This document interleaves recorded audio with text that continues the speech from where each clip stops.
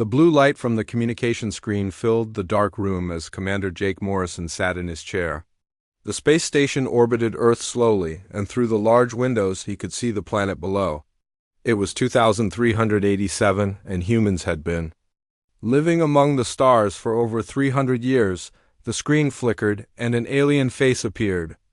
It was Ambassador Zethkar, a creature that looked like a giant insect with 4 eyes and sharp teeth. His voice made a clicking sound when he spoke. "Commander Morrison," the alien said, his words cold and threatening. "The Galactic Council has made a decision about your species." Jake leaned forward in his chair. He had been expecting this call for weeks. The aliens had been watching humans spread across the galaxy, and they were not happy about it. "What decision?"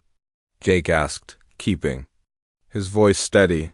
"Humans have grown too fast, too strong," Zethkar replied. "In 300 years, you have built colonies on 200 worlds. You have created the largest trading fleet in known space. Your military grows stronger every day. This cannot continue." Jake felt anger building inside him. Humans had worked hard to build their civilization among the stars. They had fought against hostile environments, dangerous creatures, and pirates. Every colony, every ship, every achievement had come at great cost. "We have broken no laws," Jake said. "We have the right to expand just like any other species." The alien's 4 eyes all focused on him. "Rights are given by the Council, not taken by force. You will listen to our terms."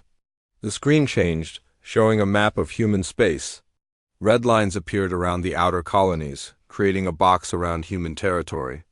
"All human colonies beyond this containment zone must be abandoned. Within 6 months," Zethkar continued, "your military fleet will be reduced to defensive forces only. Your outer defense grid will be dismantled. Council inspectors will monitor all human activities to ensure compliance." Jake stood up from his chair, his hands clenched into fists. "You want us to give up half our colonies? Abandon millions of people? The alternative is war," the alien said simply. 12 species have joined together to enforce this decision. 50,000 warships wait at the edge of your space. You have 6 months to comply." The screen went dark, leaving Jake alone in the silence of his office. He stared at the black screen for a long moment, then activated his communication system. "Get me President Carter," he said, "emergency priority." 2 hours later, Jake stood in the White House on Earth. The Oval Office had not changed much over the centuries, but now it overlooked a city that stretched far into the sky. President Lisa Carter sat behind her desk, her face serious as she listened to his report. "They want us to give up everything we've built," Jake said. "Half our colonies, our defense systems, our freedom to grow." President Carter was a tall woman with gray hair and sharp eyes. She had led the United Earth Federation for 8 years, and she had seen humanity through many challenges. "What do you think, Admiral Brooks?" she asked. Admiral Kevin Brooks stood near the window, looking out at the city below. He was an older man who had served in the military for 40 years. "The numbers are against us," he said quietly. 12 species, 50,000 ships. We have maybe 5,000 ships that could fight in a real war. We should consider their terms. Consider surrender? Dr. Susan Martinez spoke up from her seat at the conference table. She was the head of the Defense Research Division, a woman who had spent her life creating new weapons and technologies. "It's not surrender," Admiral Brooks replied. "It's survival. We can keep our core worlds, our main colonies. We can rebuild in time." "No," Dr. Martinez said firmly. "We can't rebuild if we're in a cage. They're afraid of us because we're advancing faster than they expected. If we give in now, they'll never let us grow again." President Carter looked at each of them. "What do you know about our current military capabilities, Doctor?" Dr. Martinez pulled out a small device and activated it. A holographic display appeared showing technical specifications and battle simulations. "We've been working on new technologies," she said, "quantum drive systems that can move our ships faster than anything the aliens have. Adaptive artificial intelligence that learns from each battle. And something else, something the Council doesn't know about." "What?" President Carter asked. The Titan Project, Dr. Martinez said quietly.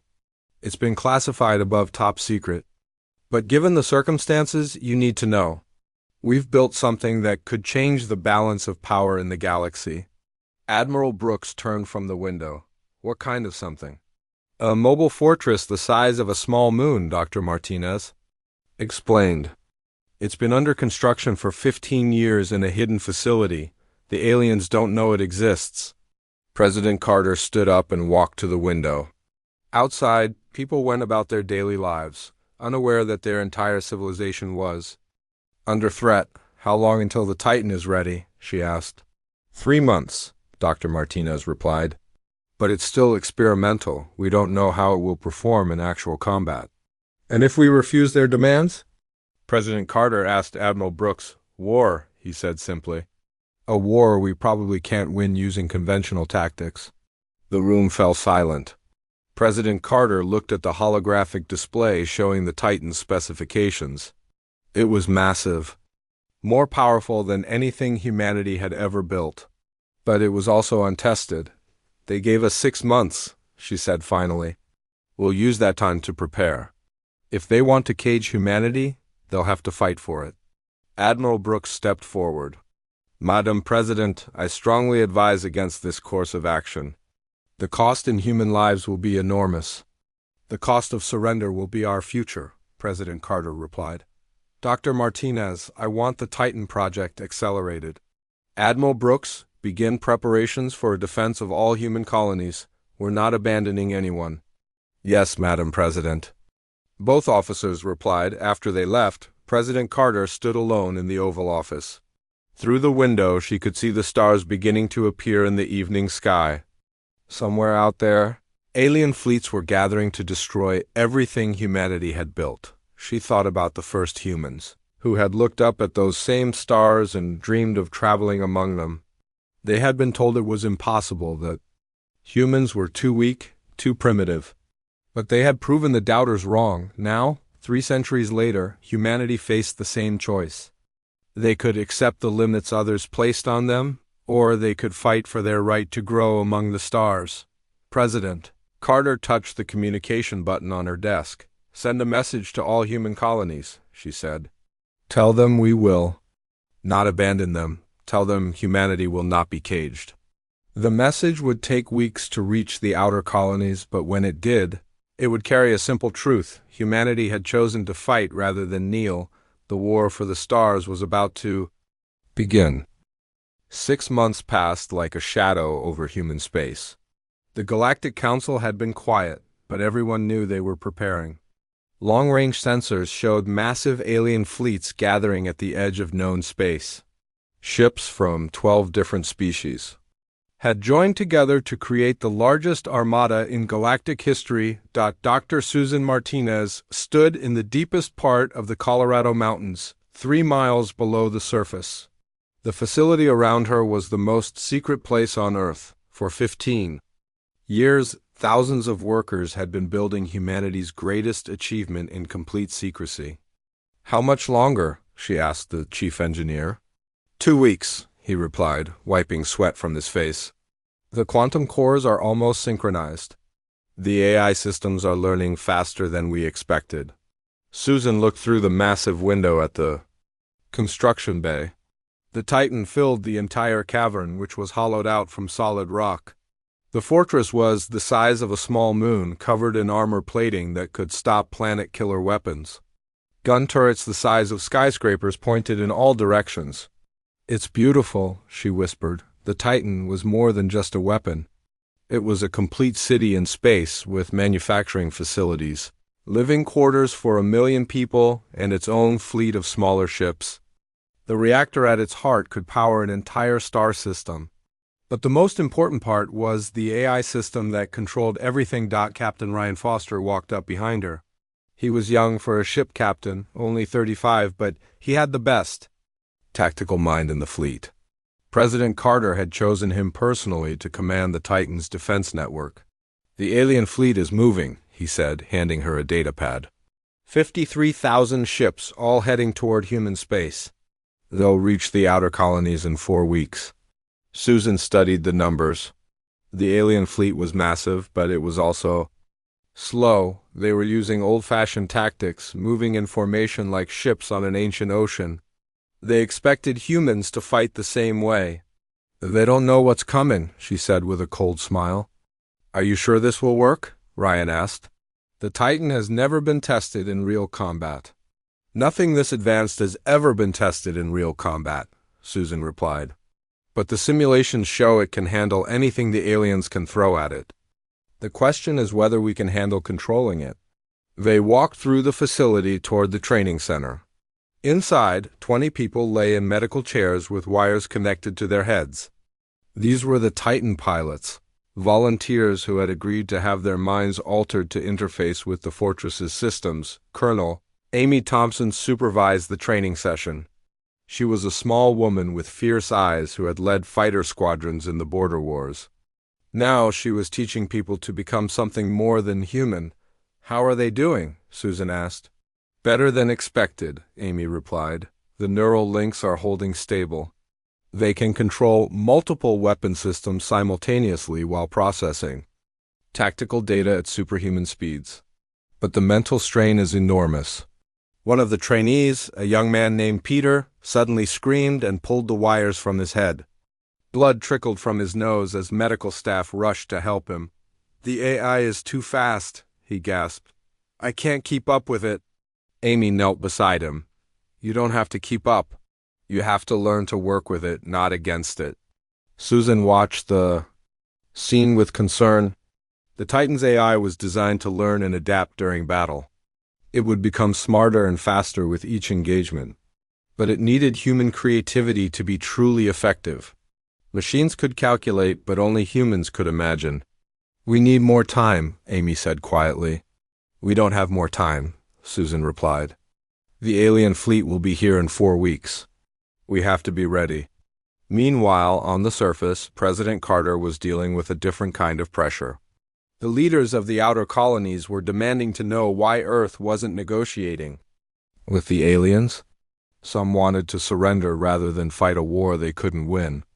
You're gambling with millions of lives, Governor Hayes said over the communication link from New Austin Colony.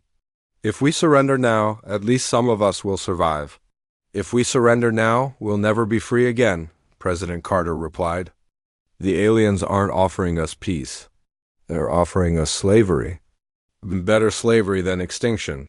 Governor Hayes shot back. President Carter ended the communication and rubbed her temples.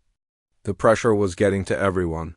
Even Admiral Brooks was having doubts about their chances. The outer colonies are panicking, he reported. 3 governors have requested immediate evacuation. The mining colonies want to hide their populations. In the asteroid belts, tell them to hold their positions, President Carter ordered. We're not abandoning anyone. With respect, Madam President, Admiral Brooks said carefully, maybe we should consider partial evacuation. If the Titan fails, we'll lose everything. The Titan won't fail, President Carter said firmly. It can't fail. But privately, she shared his concerns. The Titan was humanity's greatest achievement, but it was also their greatest risk. If it failed, the aliens would destroy Earth and every human colony. There would be no second chances. Back in the mountain facility, the final preparations were underway. The Titan's quantum cores hummed with power as the AI systems ran through millions of combat scenarios. The fortress was learning to fight before it ever saw battle. Dr. Martinez stood in the command center, watching as data flowed across hundreds of screens. The Titan's sensors could detect enemy ships from light years away. Its weapons could destroy entire fleets in seconds. Its shields could stop planet-killer weapons. It's ready, she announced to the assembled staff. The Titan is ready for war. Captain Ryan Foster took his position at the main control console. The neural link activated, and suddenly his mind was connected to the most powerful computer system ever built. He could feel the Titan's weapons, its shields, its massive engines. For a moment, he felt like a god. Then the sensation faded, and he was human again. But the connection remained, waiting for the moment when he would need to become something more. All stations report ready? he announced. Colonel Amy Thompson led her pilots to their positions. Each one would control a different aspect of the Titan systems. Together, they would form a hybrid consciousness that combined human intuition with machine precision. "Remember," she told them, "we're not just defending Earth, we're defending humanity's right to exist freely among the stars." The pilots nodded and activated their neural links. One by one, their minds merged with the Titan systems. They became part of the fortress, and it became part of them. Dr. Martinez gave the final order. "Activate the Titan." The massive fortress stirred to life. Its engines ignited, creating artificial suns in the cavern. The rock walls shook as the Titan prepared to emerge from its hidden construction site. "Titan reporting ready for combat," Captain Foster announced, his voice now carrying the electronic undertones of the AI system. President Carter received the message in her office.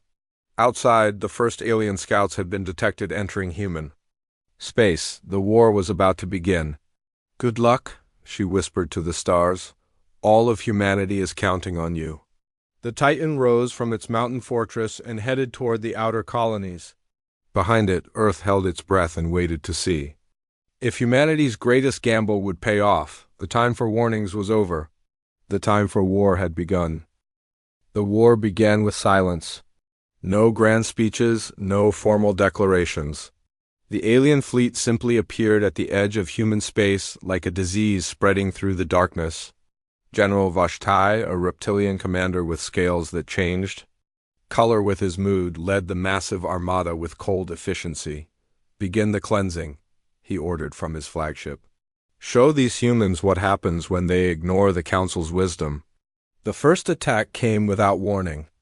3 human colonies on the outer rim woke up to find alien ships filling their skies. The colonies of New Austin, Hope's End, and Frontier's Edge had been peaceful farming worlds with minimal defenses. They were chosen specifically because they would be easy to destroy. Captain Ryan Foster watched the attacks from his position in the Titan's command center. His mind was linked to the fortress's sensors, allowing him to see the destruction in real time. The alien bombardment was swift and brutal. Orbital weapons turned entire cities into glass craters within minutes. "They're not trying to conquer," he reported to Earth. "They're trying to terrorize." President Carter received the news in her war room. The holographic displays showed the 3 colonies being systematically destroyed. Millions of people were dying, and there was nothing she could do to stop it. "Can we reach them in time?" she asked Admiral Brooks. "No," he replied quietly. "The Titan is still 2 days away. Our regular fleet would take a week." On New Austin, Governor Pete Johnson refused to give up. He was a tough man who had built the colony from nothing over 20 years. When the evacuation ships couldn't reach everyone in time, he made a different choice. "If we're going to die, we're going to die fighting," he announced over the colony's communication system. The miners and farmers of New Austin had never been soldiers, but they had courage. They used mining equipment as weapons and converted civilian ships into makeshift fighters. When the alien ground forces landed, they found humans waiting for them with determination that surprised everyone. Pete Johnson personally led the defense of the main settlement. Using a mining laser as a weapon, he and 50 volunteers held off alien troops for 6 hours. They destroyed 17 alien fighters and damaged a cruiser before being overwhelmed. The images of ordinary humans fighting impossible odds spread throughout the galaxy. Even some alien species, watching the battle, felt respect for the desperate courage of the human defenders. Dr. Susan Martinez watched the reports from the Titan science station. The aliens were using standard tactics against the colonies, but she noticed something important in their attack patterns. "They're testing us," she told Captain Foster. "These attacks aren't random. They're learning how we fight. Then we need to teach them something they won't expect." Foster replied. The alien fleet moved deeper into human space, destroying everything in their path. But they made one mistake. They underestimated human stubbornness. Instead of running, the colonists fought back with everything they had. On Hope's End, the colonists used their weather control satellites as weapons, creating massive storms that grounded alien fighters. On Frontier's edge, they rigged their fusion reactors to explode when the aliens tried to capture them, taking out an entire invasion fleet. General Vashtai watched the reports with growing frustration. His scales shifted from confident green to angry red as he realized the humans were not acting like a defeated species. They fight like they have nothing to lose, his aide observed. All primitive species fight desperately when cornered, Vashtai replied. But desperation cannot overcome superior numbers and technology? He was about to learn how wrong he was. The Titan arrived at the battle zone like a storm god descending from the heavens. The fortress was so large that it blocked out the stars. As it moved between the alien ships and the remaining human colonies, its appearance caused panic in the alien fleet. What is that thing? Alien commanders asked each other across their communication networks. Captain, Foster felt the Titan's weapons charging as his consciousness merged deeper with the AI systems. Around him, Colonel Amy Thompson and her pilots took control of different weapon systems. Each human mind added creativity and unpredictability to the fortress's massive computational power. All stations ready, Foster announced. Beginning counterattack, the Titan's first shot was a statement. A beam of pure energy lanced out from the fortress and struck the alien flagship. The beam didn't just destroy the ship, it turned it into plasma that spread across space like a burning flower. General Vashtai barely escaped in a smaller ship, his scales now pale with fear. How is this possible? Our intelligence said they had no weapons like this. The alien fleet tried to respond with overwhelming numbers. Thousands of ships converged on the Titan, firing every weapon they had. But the fortress's shields held, and its weapons kept firing with deadly precision. Admiral Brooks led the human fleet in its first major counterattack. The ships were outnumbered 50-1, but they had advantages the aliens hadn't expected. The quantum-linked communication systems allowed perfect coordination between human ships. They moved like a single organism, each captain knowing exactly where the others would be. For New Austin, Brooks shouted as his ship dove into the alien formation. The human fleet used tactics no alien had ever seen. They didn't fight like a traditional navy, they fought like a pack of wolves. Small groups of ships would attack weak points in the alien formation, then disappear before the enemy could respond. Colonel Amy Thompson led her fighters in a daring raid deep into the alien fleet. Her pilots had been enhanced to react at superhuman speeds, but they retained human creativity. They used the alien ship's own weapons against them, turning their formations into chaos. They're adapting too quickly, one alien commander reported. Every time we develop a counter-tactic, they change their approach. The first major battle lasted 18 hours. When it ended, the alien fleet had lost over 3,000 ships. The humans had lost only 200. But more importantly, they had proven something that terrified the Galactic Council. Humans didn't just fight to survive. They fought to win. And they got better at it with every battle. Dar Martinez analyzed the battle data from the Titan's computers. The AI systems had learned more about combat in one day than most species learned in centuries. But it was the human pilots who had made the difference, adding unpredictability and innovation to the fortress's raw power. We're not just defending ourselves, she realized. We're evolving. Every battle makes us stronger. General Vashtai retreated to a safe distance and sent a message to the Galactic Council. The humans have technology we don't understand. They fight like no species we've ever encountered. They're not just dangerous, they're getting more dangerous. The Council's response was swift and terrifying. Use the Void Eaters. Vashtai-'s scales turned white with horror. The Void Eaters were weapons so terrible that they had been forbidden for 1,000 years. They could destroy entire star systems, but they might also damage the fabric of space itself. Are you certain? He asked. The humans must be stopped, came the reply, whatever the cost. President Carter received intelligence reports about the alien retreat. The first battle had been won, but she knew it was only the beginning. The aliens would return with even more powerful weapons. How many more battles can we win? She asked Dr. Martinez. All of them, Martinez replied with confidence. Because we're not just fighting for territory, we're fighting for the right to grow, to change, to become something greater. That's something no alien species understands. The Titan moved toward the next battleground, its weapons recharged and its AI systems learning from every moment of combat. Behind it, the human fleet followed, ready to prove once again that humanity would not be contained. The stars themselves seemed to watch as the two forces prepared for the next engagement.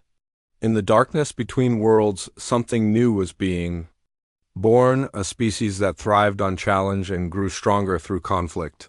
The aliens had wanted to cage humanity. Instead, they had awakened something that would reshape the galaxy forever.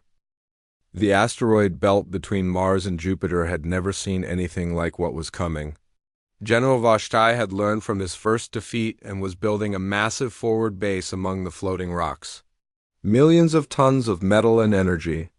Weapons were being assembled into a fortress that could challenge even the Titan commander. Jake Morrison stood in the Titan's central command chamber, but he was no longer entirely human. The neural interface had been upgraded after the first battle, and now his consciousness was more deeply connected to the fortress's AI systems than ever before. When he thought, the Titan thought with him. When he felt anger, the weapons charged. Faster! The alien base will be operational in 6 hours, reported Dr. Susan Martinez from her science station. They're using quantum anchors to lock the asteroids together. It's actually quite clever. Clever won't save them, Morrison replied, his voice carrying electronic harmonics that hadn't been there before. The Titan has learned from our last engagement. We're not the same weapon we were 3 days ago. He was right. The fortress had evolved since the first battle. Its weapons now adjusted their frequency automatically based on enemy armor types. Its shields could adapt to different energy signatures within seconds.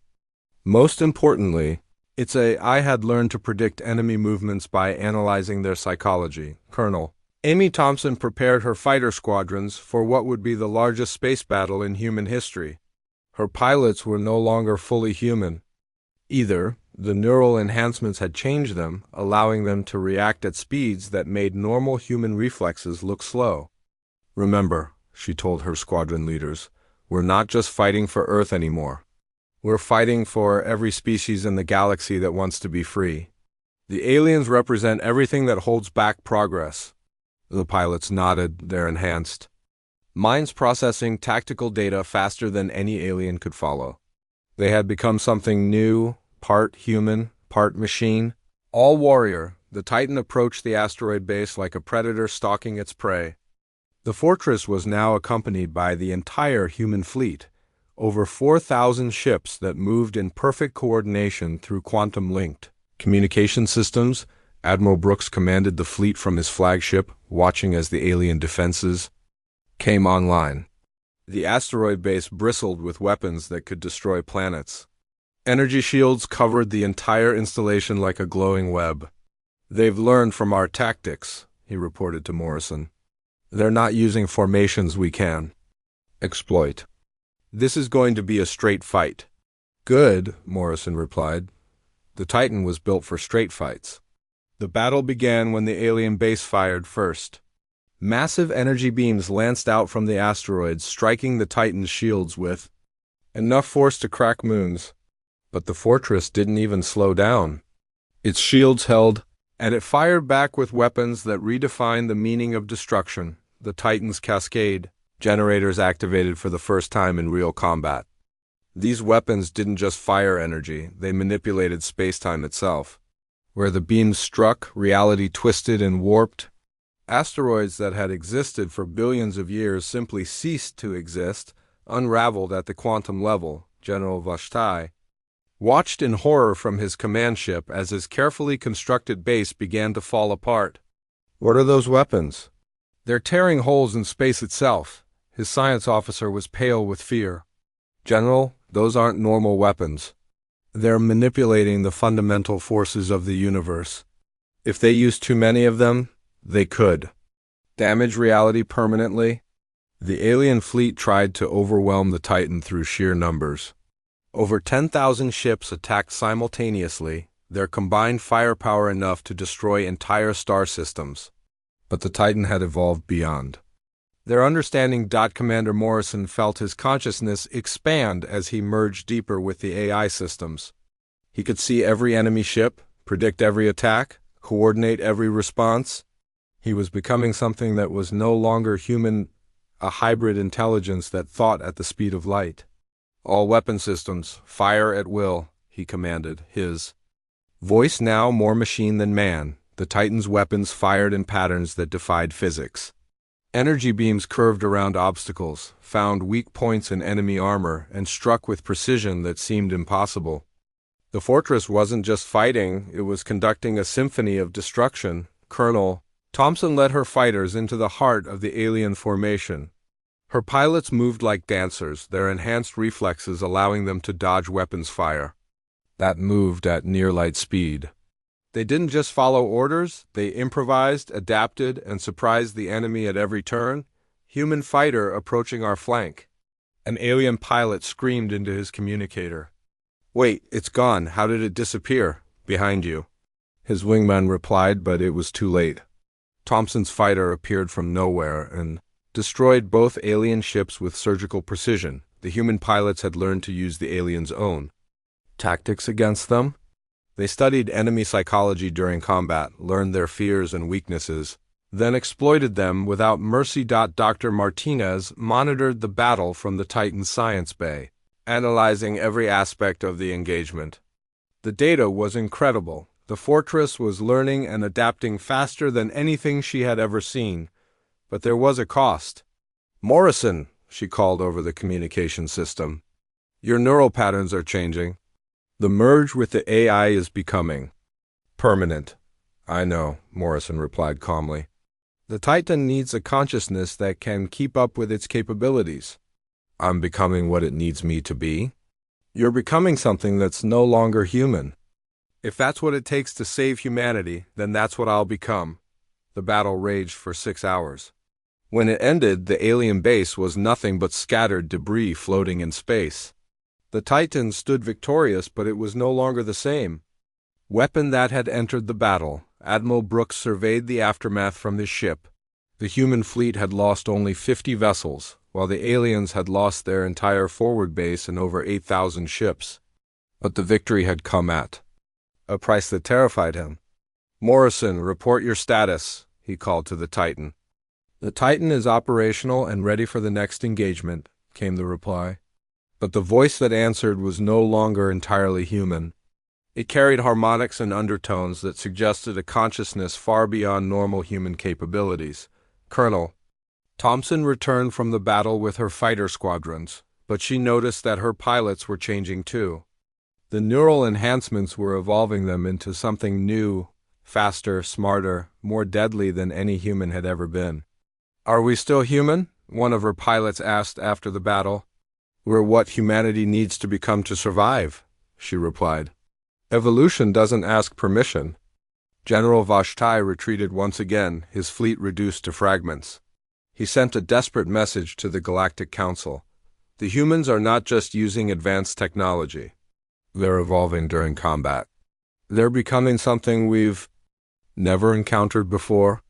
The Council's response was swift and final. "Deploy the Void Eaters immediately. The humans must be stopped before they evolve beyond our ability to contain them." President Carter received reports of the victory from Earth, but she could see the change in Morrison's transmissions. Her champion was becoming something greater than human, but also something she might not be able to control. "The price of victory keeps getting higher," she said to herself as she watched the stars. The Titan moved toward its next target. Its consciousness now a hybrid of human creativity and machine precision. Behind it, the human fleet followed, ready to prove once again that evolution was humanity's greatest weapon. In the depths of space, ancient weapons stirred as the Galactic Council prepared to unleash forces that could destroy entire star systems. The next battle would determine not just humanity's survival, but the fate of reality itself. The Titan had roared and the stars had quaked. Now it would face a test that would push it beyond the limits of what anyone thought possible. The alarm that echoed through Earth's command center was unlike any that had ever been heard before. It was not the sound of approaching ships or incoming weapons. It was the sound that meant reality itself was under attack. Dr. Susan Martinez stared at the readings on her screen with growing horror. President Carter, you need to see this immediately. President Carter rushed into the science laboratory, where Martinez was pointing at data that made no sense. The numbers showed impossible energy signatures approaching from deep space. What am I looking at? Carter asked. The Void Eaters, Martinez replied, her voice barely a whisper. The Galactic Council has released the most forbidden weapons in the galaxy. These things don't just destroy matter, they consume the quantum foundation of reality itself. On the main screen, long-range sensors showed 3 massive objects moving toward human space. They looked like living darkness, creatures made of emptiness that devoured light, energy, and space as they moved. How big are they? Carter asked. Each one is the size of a moon, Martinez said. But size doesn't matter with these weapons. They don't destroy things by hitting them. They destroy the mathematical laws that allow things to exist. President Carter felt ice in her veins. She had been prepared for war, even for the possible destruction of Earth, but this was something beyond war. This was an attack on existence itself. If they used these things near Earth, Martinez continued, the damage could spread through local spacetime. We could lose not just our solar system, but hundreds of others. The aliens are so desperate to stop us that they're willing to commit cosmic genocide. Carter activated the emergency communication system. Get me Commander Morrison immediately. The response came from the Titan, but the voice that answered was no longer recognizable as human. Morrison's consciousness had merged so completely with the Fortress's AI that he had become something entirely new. I am aware of the approaching threat, the hybrid consciousness said. The Void Eaters represent a danger to all existence. They must be stopped. Can the Titan handle them? Carter asked. Unknown. The Titan has never faced weapons that attack reality itself, but we will adapt. We always adapt. In the space between Earth and Mars, the final battle was about to begin. The entire Galactic Council fleet had gathered for one last assault, over 40,000 ships, surrounding 3 weapons that could unravel the universe itself. General Vashtai commanded the alien forces from a safe distance, his scales now permanently white with fear. He had seen what humans could do when cornered, and he knew this battle would either end the threat forever or doom every living being in the galaxy. Begin the final assault, he ordered. Use everything we have.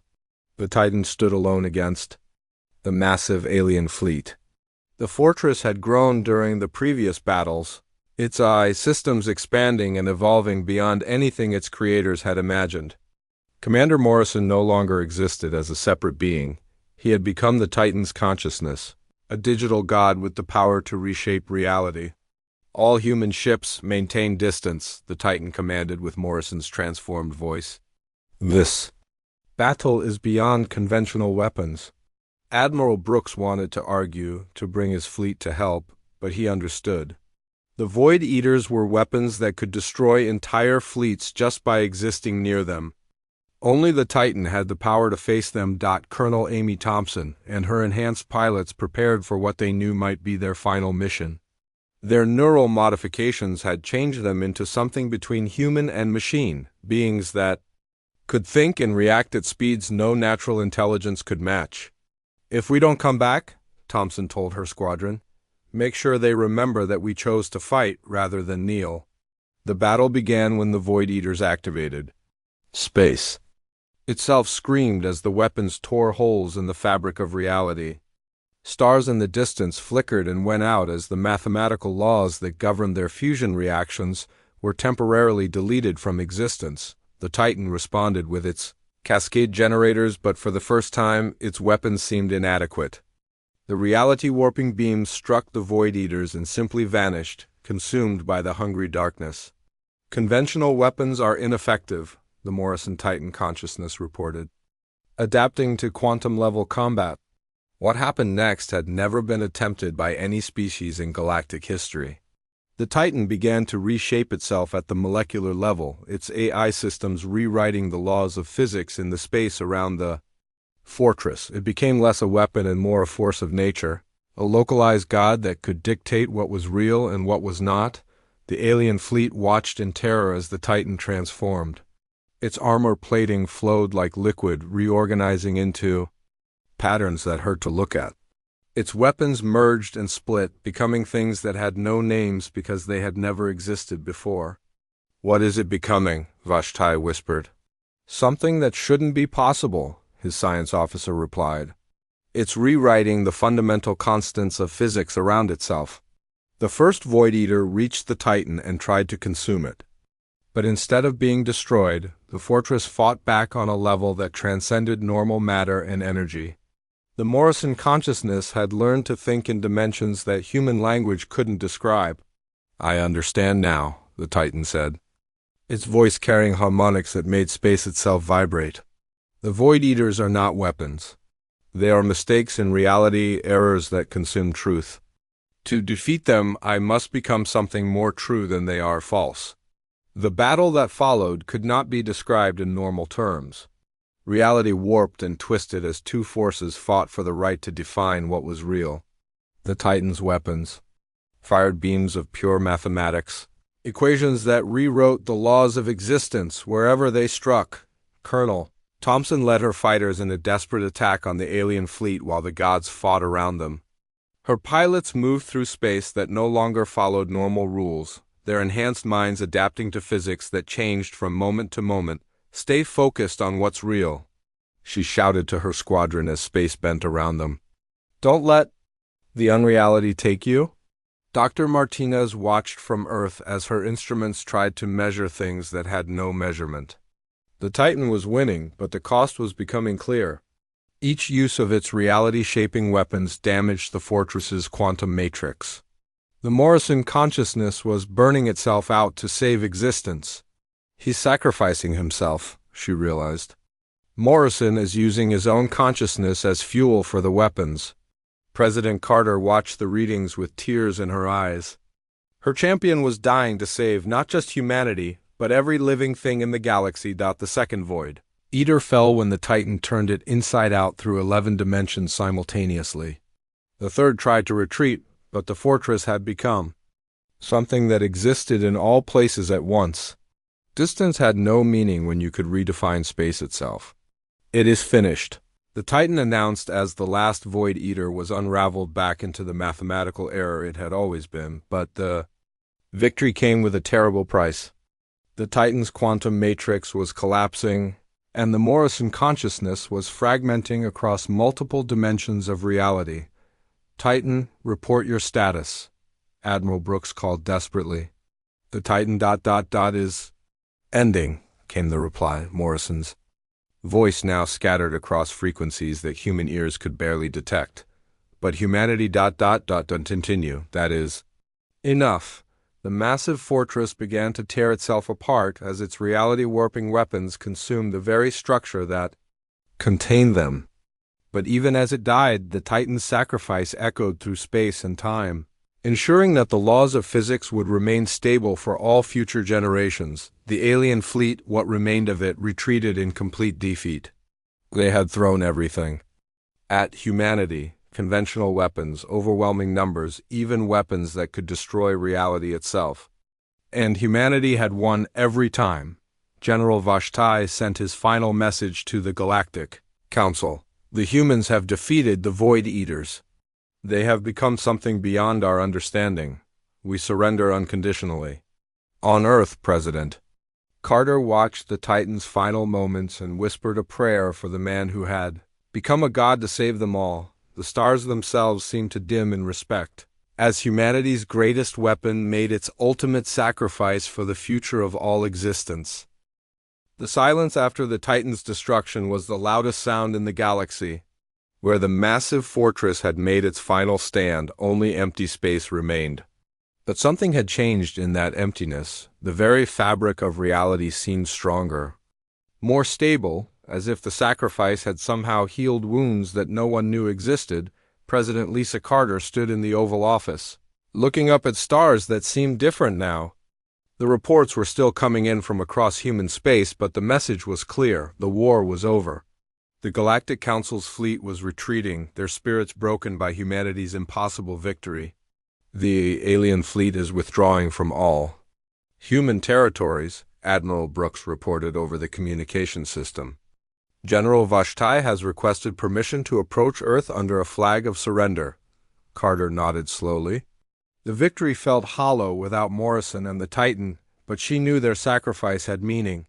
Grant him safe passage. It's time to write the rules for what comes next. 3 days later, General Vashtai stood in the same room where the war had begun. His scales had lost their color, now a dull gray that spoke of defeat and shame. He was no longer the confident commander who had threatened humanity 6 months ago. President Carter, he said, his voice barely above a whisper, I come to offer the surrender of the Galactic Council fleet and to beg for mercy. Carter looked at the alien general with eyes that had seen too much. Mercy is something humans understand, General. But first, you need to understand what you've unleashed. She activated a holographic display showing the current state of the galaxy.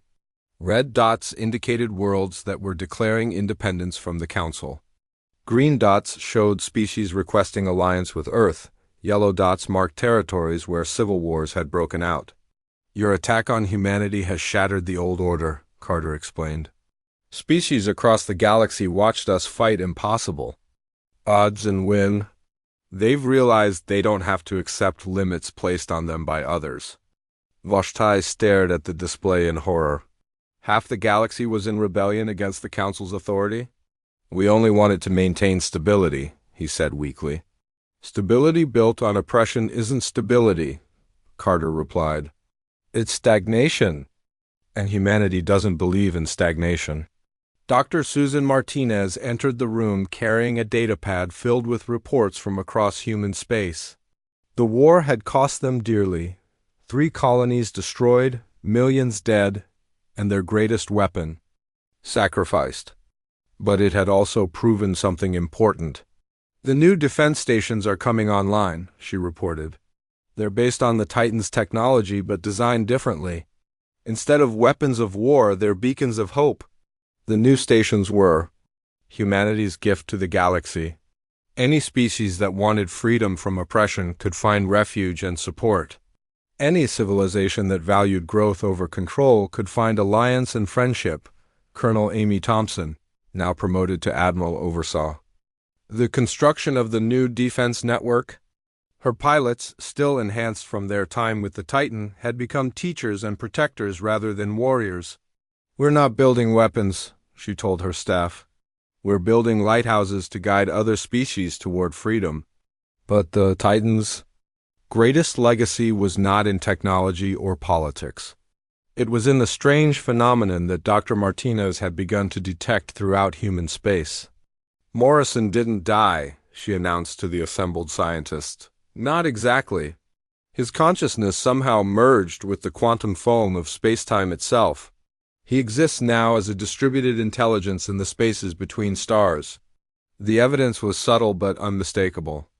Human ships reported navigation systems that corrected themselves during emergencies. Colonies found solutions to technical problems appearing in their computer systems overnight. Children playing in parks sometimes heard whispers of encouragement. When they were afraid, Captain Ryan Foster, who had survived the war and been promoted to command the new defense fleet, experienced it firsthand during a rescue mission in the Outer Rim. Unknown contact, this is Captain Foster, he radioed to what appeared to be empty space. We're detecting an artificial signal in this sector. The response came not through his radio, but directly into his mind. It was Morrison's voice, but changed, made larger and more distant by his transformation. Hello, Ryan, the voice said gently. There are survivors on the 3rd moon. They're hiding in the old mining tunnels. I'll guide you to them. Foster followed the guidance and found 47 colonists who would have died without help. As his ship departed, he whispered a thank you to the empty space behind them. The Galactic Council tried to maintain control, but their authority crumbled. Like sand, species that had been oppressed for centuries suddenly found the courage to demand their freedom. The rigid hierarchy that had ruled the galaxy for millennia collapsed within a year. Some alien species approached Earth with hostility, angry about the changes humanity had caused. But they found a civilization that had learned the difference between strength and cruelty. "We won't force anyone to be free," President Carter told a delegation of angry alien ambassadors. "But we won't allow anyone to force others to be slaves either." The new galactic order was chaotic but vibrant. Trade flourished between species that had never been allowed to interact. Scientific discoveries accelerated as minds from different worlds worked together. Art and culture bloomed in ways that the rigid council had never permitted. Admiral Thompson established the Freedom Academy on a space station near Earth. Young beings from dozens of species came to learn not just about technology and tactics, but about the human concepts of individual rights and unlimited potential. "The universe is big enough for everyone to grow," she taught her students. "The only limits are the ones you accept." Dr. Martinez continued her research into Morrison's transformed consciousness. She discovered that his sacrifice had done more than defeat the Void Eaters. It had strengthened the fundamental laws of physics throughout local space. "He's become a guardian," she explained to President Carter. "His consciousness is woven into the fabric of reality itself, protecting against any future weapons that might threaten existence." Years passed, and humanity continued to expand among the stars. But they expanded differently now, as teachers and protectors rather than conquerors. Every human colony became a center of learning where other species could discover their own potential. The old Galactic Council eventually disbanded entirely, replaced by a loose confederation of free worlds that made decisions through cooperation rather than domination. Earth became the unofficial capital, not because humans demanded it, but because other species trusted humanity's commitment to freedom. General Vashtai, broken by his defeat, spent his remaining years studying human history and philosophy. In his final days, he wrote a memoir that became required reading throughout the galaxy. "I thought we were fighting a dangerous species that needed to be contained," he wrote. "I was wrong. We were fighting the future itself, and the future won, as it always does." President Carter, now elderly but still sharp, stood on the observation deck of the new Freedom Station and looked out at the stars. Ships from 100 different species moved through space in peaceful trade and exploration. "Did we do the right thing?" Admiral Thompson asked, joining her at the window. "We did the human thing," Carter replied. "We refused to accept limits on what we could become. And in doing so, we gave everyone else permission to do the same." Somewhere in the quantum foam between stars, Morrison's consciousness watched over it all. He had sacrificed his humanity to save humanity's future. Now he existed as something greater, a guardian spirit ensuring that freedom would never again be threatened by those who feared growth and change. The stars themselves seemed to sing with joy as civilization flourished in ways that had never been possible under the Council's rigid control. The galaxy had been transformed by a species that believed in unlimited potential and refused to be caged. Humanity had proven that warnings should be ignored when they try to limit what you can become. The Titan had fallen, but its roar echoed through eternity, reminding all who heard it that the universe belonged to those brave enough to reach for the impossible. The stars remembered, and they were proud.